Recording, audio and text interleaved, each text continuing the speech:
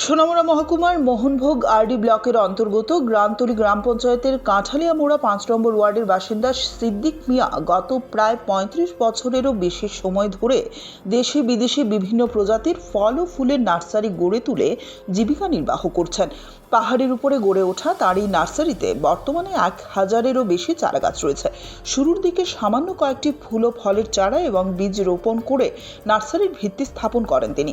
সে সময় হর্টিকালচার বিভাগ ও কৃষি দপ্তরের কাছ থেকে কিছু সহযোগিতা পেয়েছিলেন। ধীরে ধীরে নিজের প্রচেষ্টা ও পরিশ্রমে বিভিন্ন স্থান থেকে উন্নত মানের প্রজাতির বীজ ও চারা সংগ্রহ করে নার্সারিটিকে বড় আকার দেন। তবে বর্তমানে সবচেয়ে বড় সমস্যা হয়ে দাঁড়িয়েছে জলের সংকট। পাহাড়ের নিচ থেকে জল সংগ্রহ করে উপরে নার্সারিতে পৌঁছাতে গিয়ে চরম দুর্ভোগের শিকার হচ্ছেন সিদ্দিক মিয়া।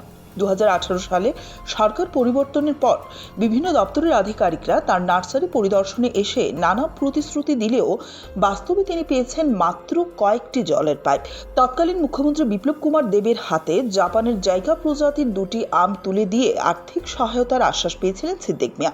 কিন্তু দীর্ঘদিন পেরিয়ে গেলেও সেই প্রতিশ্রুতি সহায়তা বাস্তবায়িত হয়নি বলে তার দাবি। বর্তমানে আধুনিক প্রযুক্তি ও পর্যাপ্ত সেচ ব্যবস্থার মাধ্যমে নার্সারিটিকে আরও বিস্তৃত ও উন্নত করতে চান তিনি। সেই লক্ষ্যে রাজ্যের মুখ্যমন্ত্রী সংশ্লিষ্ট সরকারি দপ্তর এবং স্থানীয় পঞ্চায়েতের কাছে আর্থিক অনুদান ও প্রয়োজনীয় অবকাঠামোগত সহায়তার আবেদন জানিয়েছেন সিদ্দিক মিয়া। এখন দেখার বিষয়, দীর্ঘদিনের পরিশ্রমে গড়ে তোলা এই নার্সারি রক্ষায় সরকারের তরফে সহায়তার হাত বাড়িয়ে দেওয়া হয় কিনা। এলাকাবাসীরও দৃষ্টি এখন সেই দিকেই। আমার নাম সিদ্দিক মিয়া। এটার ভিতরে ফল ফুল সব কিছু মিলেইয়া প্রায় ১,০০০ ভ্যারাইটির মতন আছে। তবে আমি দীর্ঘদিন করি, তবে আমি আমার সরকার আহ্বানের ক্ষমতা। এর মধ্যে কি মূল্যবান কি গাছ আছে? মূল্যমান আম আছে, কাঁঠাল আছে, লেচু আছে, তারপর মোসাব্বির আছে, কমলা আছে, মালটা আছে, বরই আছে, আপেল আছে। এর ভিতরে মূল্যমান সবই গাছ।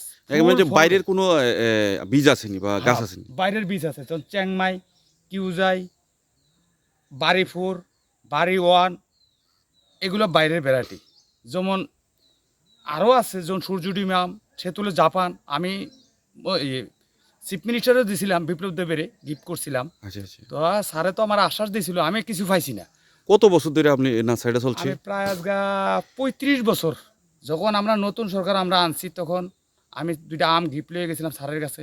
তো স্যার তো আমার আশ্বাস দিছে, আমার কাছে কিছু পাইছে। তবে এখনও আমি তার কাছে অকুল আবেদন যে আমার একটু দেখিয়া আমার কত সাহায্য করলে আমি এই ব্যাপারটা ওকে আগাইতাম পারি, বাগানটা আরো বড় করতেন, আরো বড় করতাম পারি। এটাই আমার আশা। আমি এই আশা নিয়েই তার কাছে গেছিলাম।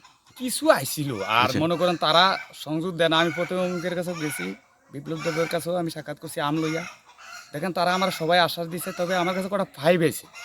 আজ পর্যন্ত আমার একটা গর্দনের কথা ছিল, তাও দিছে না। তবে এখনও আমার দাবি তার কাছে যে আমার তারা যদি দেখিয়া আমার কিছু দেয়। কি সমস্যা আছে যে সমস্যাটি সমাধান হইব সরকার দিলে? মেইন সমস্যা জল। আচ্ছা, তো বাগানটা তো অনেক টিলার উপরে, মানে জল কই থেকে সংগ্রহ করেন? জলডালি আমার অনেকটা সমস্যা। জলটা তো আমি অনেক নিচের থেকে সংগ্রহ করি। আচ্ছা আচ্ছা।